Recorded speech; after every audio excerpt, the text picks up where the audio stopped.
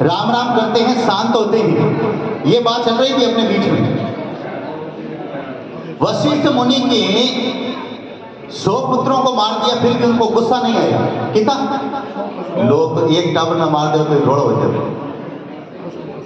ऐसे क्षमा की मूर्ति, ऐसे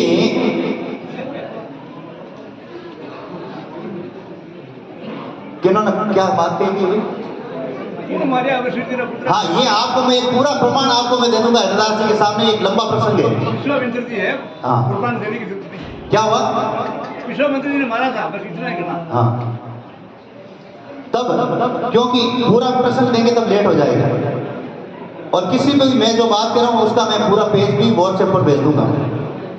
इतने वो क्षमाशील थे। वही क्षमा की मूर्ति श्री श्री 108 परमहंस महंत रामप्रसाद जी महाराज, इनका वह रूप देखिए, एक चंद्रमा की भांति। अब एक दुर्वासा का भी रूप था। आप दोनों संतों को एक साथ में देख रहे हैं, एक चंद्रमा को एक सूरज को साथ में देख रहे हैं। इस धरती को सूर्य की भी आवश्यकता है और चंद्रमा की भी आवश्यकता है। अब जब धरती के ऊपर 3 बार विपदा आई थी त्रिलोकी पर, तो अगस्त ऋषि ने 3 बार वो विपदा दूर की। अब कई छोटे छोटे संत मेरे पास आते हैं, कहते महाराज हमारे को वन विभाग वाले परेशान कर रहे हैं, गांव वाले परेशान कर रहे हैं, छोटी सी जमीन पर हम कुटिया बना करके बैठे हैं। तो मैं अपनी टीम को भेजता भी हूं और कहता हूं भाई इन संतों को तंग करने की आवश्यकता नहीं है। हरिदास जी कहाँ है? हाँ, तो मेरे कहने का मतलब समय समय पर हिंदुत्व की रक्षा के लिए, राष्ट्र की रक्षा के लिए, गौ माता की रक्षा के लिए, और जो संतों को दुखी करते हैं, जो संत केवल राम राम करते हैं, मैं तो कहूं संतों को भी कोई दुखी करेगा, ये कुशालगिरी उनसे भी भिड़ेगा। साफ कह रहा हूं। इसलिए बात को आपको समझना होगा कि भगवान श्री राम को बड़े बड़े दिव्यास्त्र बड़े बड़े ऋषि मुनियों ने दिए, विश्वामित्र इत्यादि ने दिए। ऋषि मुनियों के पास में वो शक्ति थी।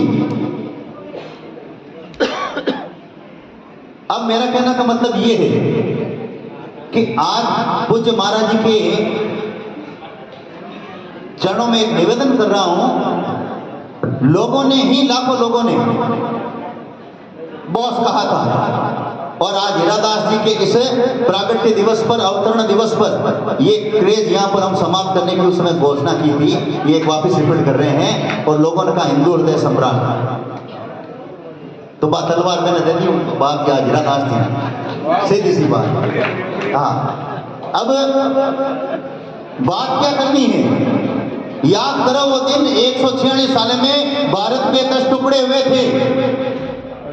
अफगानिस्तान, पाकिस्तान, श्रीलंका, नेपाल, भूटान, म्यांमार, अक्षय चीन, पाक, कश्मीर, 10 टुकड़े हुए 146 साल के अंदर। और किन कारणों से हुए?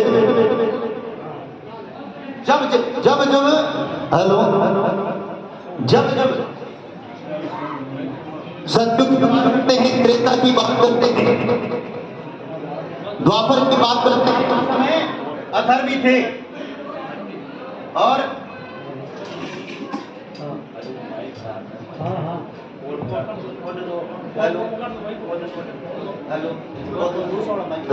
हेलो हेलो, कोई बात नहीं। उस समय भी राक्षस प्रवृत्ति के लोग थे। हरिशरण, हाँ लवे, हाँ ऐसे।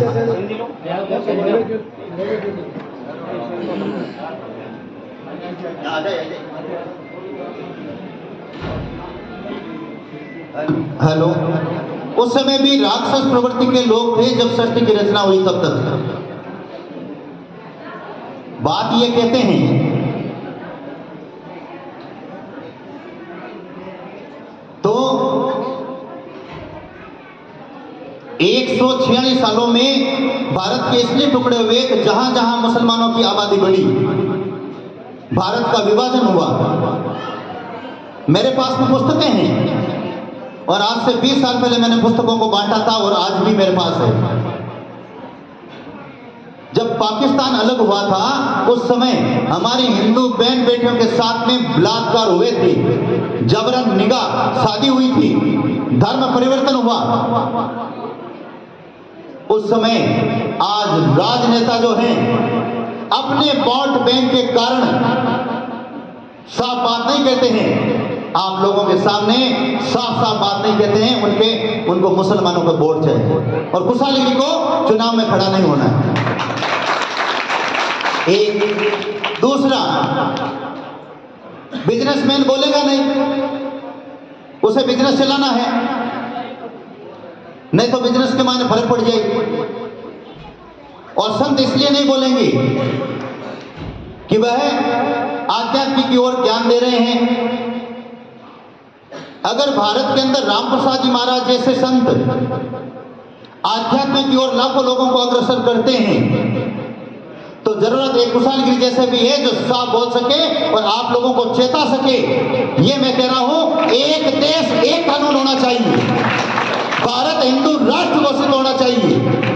पूरे विश्व के अंदर 192 देश हैं, जहां जहां मुसलमान ज्यादा हैं उनको मुस्लिम कंट्री के नाम से जाना जाता है। तो आज भारत में अगर हिंदू ज्यादा है, वो संविधान कह रहा है, तो भारत अभी हिंदू राष्ट्र घोषित क्यों नहीं हुआ? हम बराबर मांग उठाएंगे। एक दूसरा, एक देश एक कानून का मतलब यह है कि मुसलमानों को 4 शादियां करने की इजाजत है और हिंदू को एक है। मैं ये नहीं कह रहा हूं, तो मुसलमानों की भी 4 शादियां बंद होनी चाहिए। नहीं तो वो कहते हैं हम 5, 4 औरतें एक पति, हम 5 हमारे 25। तो आज जब हिंदुस्तान, जब पाकिस्तान अलग हुआ उस समय केवल मुसलमान 10% थे, आज 25% मुसलमान। तो थोड़े दिनों बाद में क्या हुआ? भारत के वो टुकड़ा होंगे, बांग्लादेश की सीमा पर देख लीजिए। तो मेरा तो काम है लोगों को चेताना। एक, गौ माता को राष्ट्र माता घोषित करना। और गो तस्कर है जो गायों को कत्ल खाने के लिए ले जाते हैं, मुझे बड़ा दुख होता है। और इसलिए देश की सबसे बड़ी सेना कामधेनु सेना हमने खड़ी की है और रोजाना गायों को कटने के लिए हम बचाते हैं। घाव खाते हैं हमारे आदमी, हॉस्पिटल जाते हैं, लेकिन गायों को बचाते हैं। गौ तस्करों को फांसी की सजा होनी चाहिए। ये 4 बातें मैंने कही है, क्योंकि जरूरत मेरे जैसे संत की भी है। आज कोई भी राष्ट्र अगर यहां पर इस मंच पर राजनेता होता तो ऐसी बात नहीं करता तो सिर्फ बीजेपी से, कांग्रेस से, अन्य दल से निकाल दिया जाता कि आप ऐसी क्यों बात कर रहे हो। केवल गोल गोल घुमावे और खुशहालगिरी में गोल गोल घुमावे जो तो साफ सीधी बात कर। इसलिए हमने ये मिशन शुरू किया है, करीब 15 दिन हुए हैं। भारत हिंदू राष्ट्र घोषित होना चाहिए, एक देश एक कानून होना चाहिए, गौ माता राष्ट्र माता घोषित होनी चाहिए और गौ तस्करों को फांसी होनी चाहिए। ये आवाज मैंने नहीं, कई संतों ने इसके लिए बलिदान दिया है, कई भक्तों ने दिया है और हमारे जैसे आदमी और कहते रहेंगे, जरूरत पड़ी बलिदान देंगे, लेकिन एक दिन हमारी मांग जरूर पूरी होगी भारत के अंदर। मैं साफ तौर पर कहता हूं, मेरे जैसे संत अगर 1100 हो जाए भारत के अंदर, मैं साफ तौर पर कहूं, सगड़ों पहले को पाकिस्तान कब्जो करियो कश्मीर बातें वो 5 लोगों की ताकत रखा है। फिर बाद में अक्षय चीन, अमरनाथ किसका था? हमारा था और चीन ने कब्जा कर लिया नेहरू के टाइम के अंदर। आज गुस्सा बनी आई, आज ताकि मां ने एक आंगली अगर काट दे चुटुली थाने गुस्सा बनी आई तो गर्दन उतार दो, जाने मत करता है। वो रूप मैंने गाय के लिए देखा है। और आज से 3 दिन पहले बालोद छत्तीसगढ़ के अंदर एक लड़के ने गाय के बच्चे के साथ में बलात्कार किया है। मुझे गुस्सा आया और हमने उसको गिरफ्तार करवाया है। वो वीडियो है, इंस्टाग्राम पर देखना। महाशिवरात्रि के अंदर गाय को काटा, मैंने गौसैनी को भेजा और वीडियो मैंने इसके अंदर इंस्टाग्राम पर है। आज ताके सामने गाय कटे था, रीस को नहीं आई। मैं तो साफ बात में थाने रीस आवे नहीं आवे, एक कुशालगिरी ने रीस आई। हैदराबाद के मैं आज 5 दिन पहले रामोजी फिल्म सिटी के 30 गायें कटने जावे, मैंने मां का आदमी बचाया। आज हरियाणा का मान आज 8 दिन पहले की बात करा 32 गाय ही भिड़े तो ही और बटे भी गाय ने बचाई। इंस्टाग्राम में तीनों वीडियो है इन वास्ते मैं साफ तौर पर कह रही हूं कि जरूरत इस देश ने राम प्रसाद जी जानकी महाराज की है कि आध्यात्मिक की ओर आप अग्रसर करेंगे, लेकिन जरूरत है आज प्रसाद गिरी जैसा संतों की जो आपको खरी बात कहेंगे हिंदुत्व के लिए, राष्ट्र के लिए, गाय के लिए, संतों के लिए। भारत माता की वंदे एक जय श्री राम। माफ करना माताओं, ये आपका लाडला, बुजुर्गों आपका ये लाडला युवा साथियों, बहुत गुस्सा आता है जब गाय के ऊपर अत्याचार होता है, हिंदू समाज के ऊपर अत्याचार होता है। आज रात एक वीडियो जारी हो जैसलमेर के मायने 25 लोग है छोटा मोटा बट सिंधी समाज का मुसलमान स्कूल पढ़ जाते हैं बच्चा ने और आडा फिर लिया है। वो वीडियो रात का मान कर आयो। आज भारत के मायने हिंदुओं के आगे मुसलमान आडा फिर लिए। बांग्लादेश की सीमा के मायने मुस्लिम महिला फौजी चेक नहीं कर सके, नियम फौज को है कि लुगाई ने चेक नहीं कर सके। बे आपके शरीर के मायने मुर्गों पैर मायने गाय का मांस का मतलब क्या है? बंडल बांध बांग्लादेश ले जावे और आपका भारत का सैनिक चुपचाप देखता रहे, गोली मारने को आदेश को नहीं। यहाँ की बात सुने जरा मैं साफ बात कहूं, मैं एक दुर्वासा ऋषि की तरह हूं और खून खोले मतलब, और उसके लिए हम समय रहते हम आवाज भी उठाते हैं, गिरफ्तार भी करवाते हैं। इसलिए मेरा गुस्सा केवल धर्म के लिए है।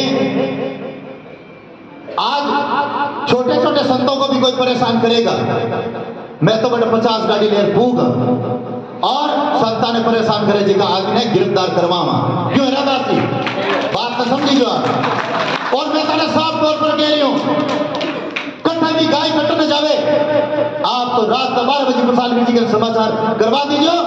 मैं जानो मारो काम जाने भारत में जगह जगह हमारा मतलब काम देने सैनिक है और जोधपुर शहर के मायने भी है। कट्ठे भी गाय माता अत्याचार हुए मां को काम है मैं फिर। तो इसलिए ये लोगों को समझ में आई कि कुशालगिरी संत कौन है। तब हवा का रुख पलटा और ऐसा पलटा कि आज तक मैंने अपने सपने में कल्पना नहीं की कि एक संत के वास्ते हजारों छोरा आगे तैयार रहे। मैं आपको टाइम खोटी कर मैं युवाओं को नमन करता हूं जिन्होंने मेरे को पहचाना और डीजे लेर सोल लेर दावड़ा के मायने जगह जगह छोरा पार्टी तैयार रहे। आज राम प्रसाद जी महाराज कटे भी जाता रहे हरि भक्तों को हुजूम उमड़े, तो आज कुशालगिरी कटे भी जावे तो युवाओं को भी हुजूम उमड़े। धन्य है राम प्रसाद जी महाराज। मैंने अपनी वाणी को विराम दिया है और जिस प्रकार आपने शांति रखी है उसी तरह पूर्ण शांति से पूर्ण एकाग्रता से ऐसे परमात्मा स्वरूप परमहंस राम प्रसाद जी महाराज का आप उद्बोधन सुने, जीवन की दिशा और दशा दोनों आपकी बदल जाएगी। मैं अपनी वाणी को विराम देता हूं। सबको जय श्री कृष्ण।